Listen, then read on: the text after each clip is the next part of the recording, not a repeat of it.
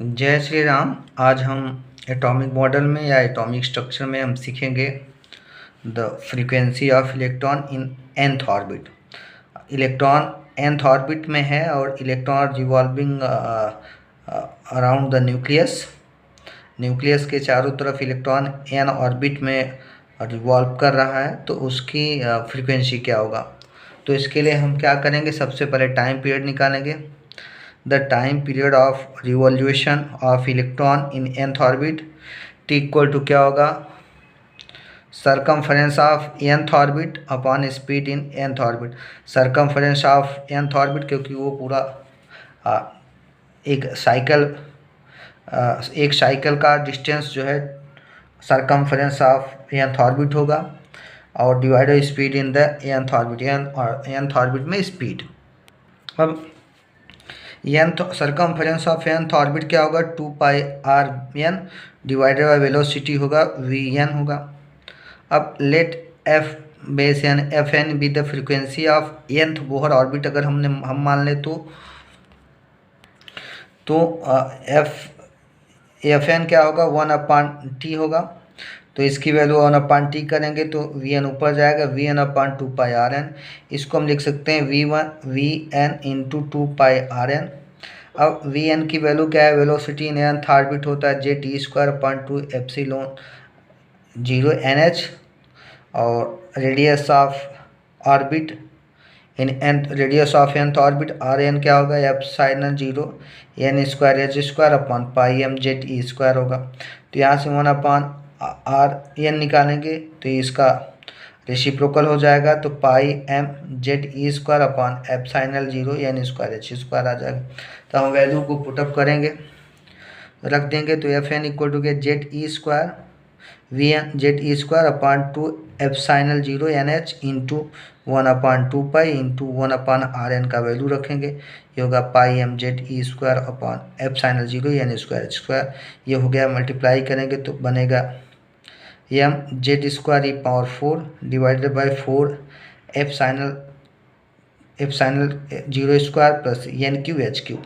अब यहाँ से अगर हम वैल्यू पुटअप कर दें, सबका रख दें, अगर हम सबकी वैल्यू रखेंगे, मास ऑफ इलेक्ट्रॉन, एप्सिलॉन 0 की वैल्यू, h की वैल्यू, तो हमारे पास fn फ्रीक्वेंसी एन ऑर्बिट की वैल्यू आ जाएगा 65.28 इंटू 10⁻14 z²/n³।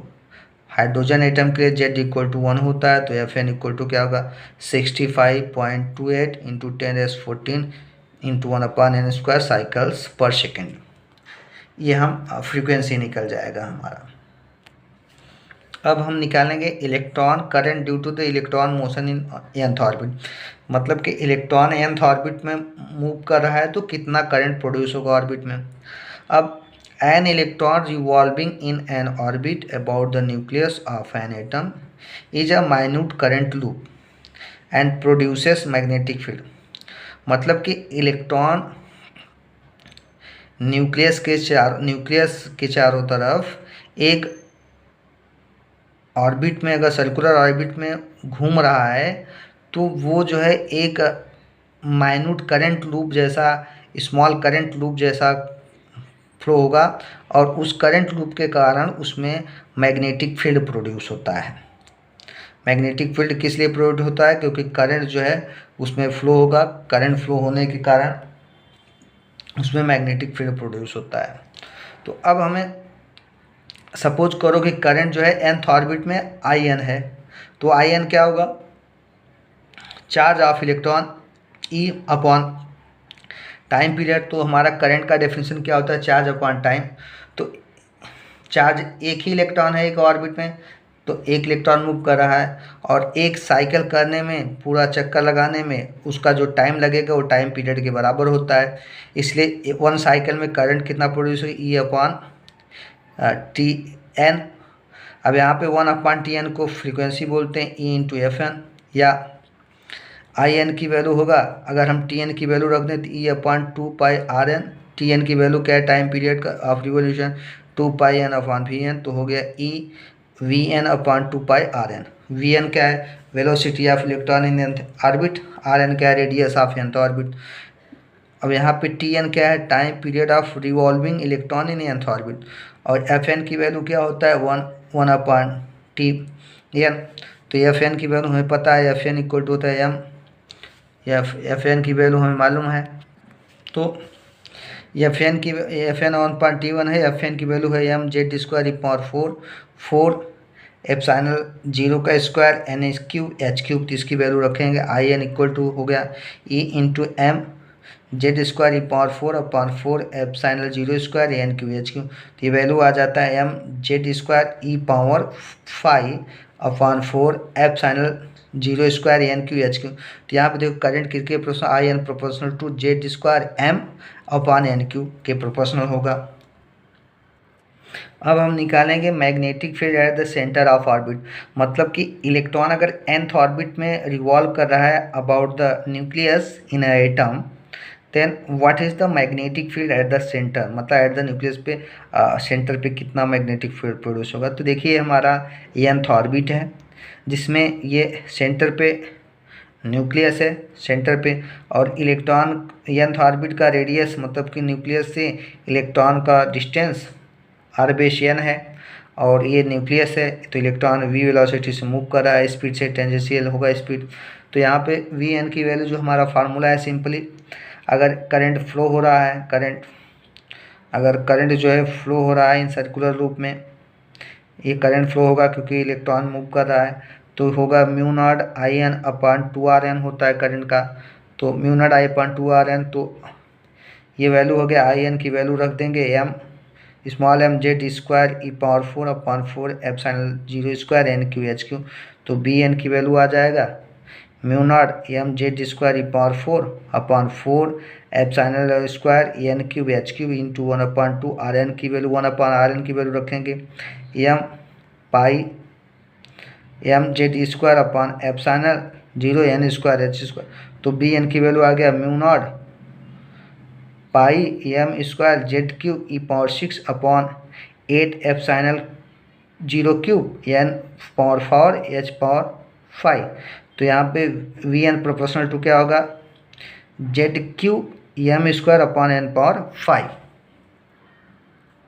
अब हमें फाइंड करना है magnetic moment produce due to the electron motion in nth orbit. तो यहाँ हम जानते हैं कि an electron moving around the nucleus of an atom is equivalent to a magnetic dipole, मतलब कि इलेक्ट्रॉन जो न्यूक्लियस के अराउंड में सर्कुलर ऑर्बिट में रिवॉल्व करता है, तो वो एक उसमें एक करंट फ्लो होता है जिससे वो माइन्यूट करंट लूप जैसा काम करता है, और वो मैग्नेटिक डाइपोल मोमेंट उसमें इंड्यूस हो जाता है। तो वो करंट लूप मैग्नेटिक डाइपोल जैसा काम करता है, और उसमें मैग्नेटिक डाइपोल मोमेंट होता है। तो the magnitude of orbital dipole moment, जो उसका ऑर्बिटल से मोशन से मैग्नेटिक फील्ड प्रोड्यूस होता है, उसको बोलते हैं ऑर्बिटल डाइपोल मोमेंट।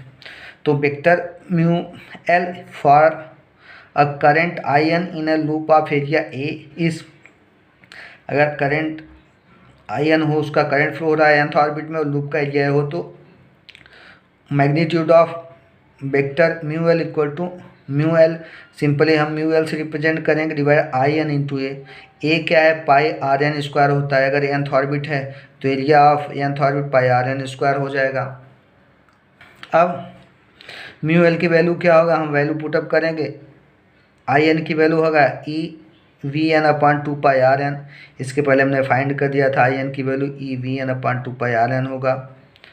अब E V N upon 2πr n into pi R N square, तो म्यू एल की वैल्यू क्या है, E V N R N upon 2, L क्या है, ऑर्बिटल क्वांटम नंबर है।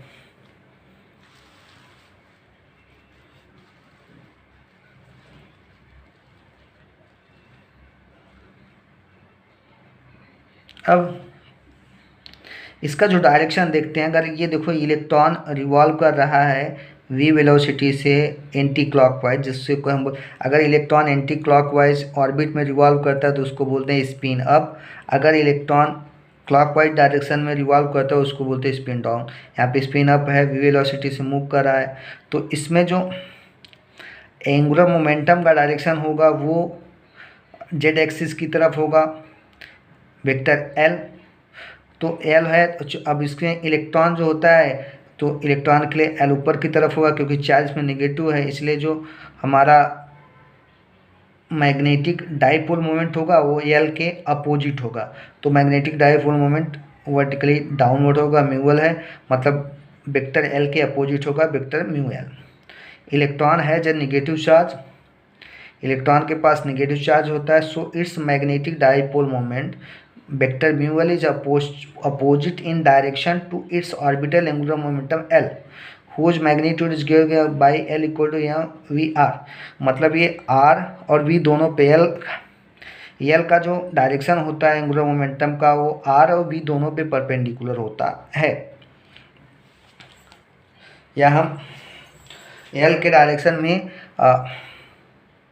एंगुलर मोमेंटम का डायरेक्शन होता है, एंगुलर मोमेंटम का डायरेक्शन एल का direction L equal to I omega होता है। तो जिस डायरेक्शन एंगुलर मोमेंटम होगा वही डायरेक्शन, जिस डायरेक्शन में एंगुलर फ्रीक्वेंसी होता है वही डायरेक्शन एंगुलर मोमेंटम का होता है। तो एंगुलर फ्रीक्वेंसी निकालने के लिए हम right hand thumb rule use कर सकते हैं।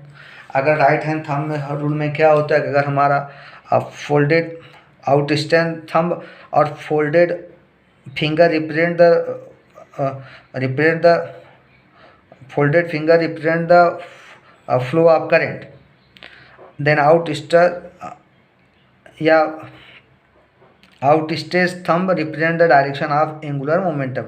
या अगर हम folded finger जो है अगर direction of motion of electron को रिप्रेजेंट करे तो आउटस्ट्रेच्ड थंब एंगुलर मोमेंटम का डायरेक्शन रिप्रेजेंट करेगा। अब हम डिस्कस करेंगे कि short coming of Bohr theory. Bohr theory कहाँ कहाँ इसमें फेल हुआ एक्सप्लेन करने में, क्या क्या एक्सप्लेन नहीं कर पाया। तो पहला है it could not tell how to calculate the rate of transition at which transition take place. मतलब कि इसमें तो ट्रांजिशन बताया बोहर थ्योरी में कि हायर एनर्जी स्टेज से लोअर एनर्जी स्टेज में जब इलेक्ट्रॉन जंप करेगा तो एनर्जी रिलीज होती है, लेकिन ये नहीं बताया कि उसका ट्रांजिशन का रेट क्या है, किस रेट से वो जंप करता है। It could not explain the variation in intensity of spectral lines. तो उसमें जो स्पेक्ट्रल्स लाइन होते हैं उसमें उसका जो इंटेंसिटी का वेरिएशन होता है वो क्यों होता है, ये भी बोहर थ्योरी ने एक्सप्लेन नहीं कर पाया। It fails when applied to the neutral helium atom which has only 2 electron.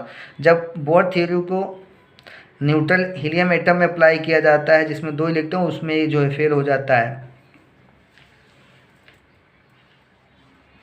Next है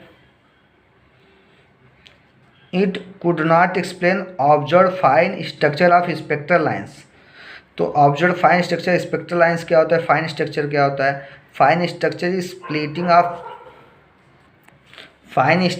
splitting of spectral lines into several close distinct components when observe under high resolution. मतलब कि जब हम spectral line को, जो भी हमें लाइन मिलता है, Lyman series, Balmer series, Paschen series, Brackett series, Pfund series, तो जिसमें एक स्पेक्ट्रल लाइन मिलते हैं। तो सपोज करो अगर हमें स्पेक्ट्रल लाइन मिला, लाइमन सीरीज में हमने एक लाइन लिया, तो उस लाइन को जब हाई रिजोल्यूशन इंस्ट्रूमेंट से हम उसको अब देखते हैं तो देखता है कि जो लाइन है वो छोटे छोटे लाइन जो क्लोजली स्पेस्ड छोटे छोटे और लाइन हैं जो एक दूसरे से सेपरेट होते हैं और वेरी क्लोज होते हैं, तो उन लाइनों के ग्रुप से बना होता है, तो उसी को हम बोलते हैं फाइन स्ट्रक्चर। तो fine structure is splitting of spectral lines into several close distinct components when observed under the high resolution. मतलब कि each line is consist of several close and distinct components। Next है it could not explain how electrons are distributed in atoms and arranged in atom। ये नहीं बता पाए कि electron atom में कैसे डिस्ट्रीब्यूट होते हैं और कैसे अरेंज होते हैं। It could not explain anomalous Zeeman effect को हम ये नहीं एक्सप्लेन करें। जीमेन इफेक्ट क्या होता है कि जब हम स्पेक्ट्रल लाइन को किसी भी लाइन को लाइमन सीरीज, बामर सीरीज किसी मैग्नेटिक फील्ड में रखते हैं तो और ज़्यादा लाइन में टूट जाता है, तो उसको हम जीमेन इफेक्ट बोलते हैं। आपने हमें सुना, इसके लिए हम आप सभी को धन्यवाद देते हैं। जय हिंद, जय भारत।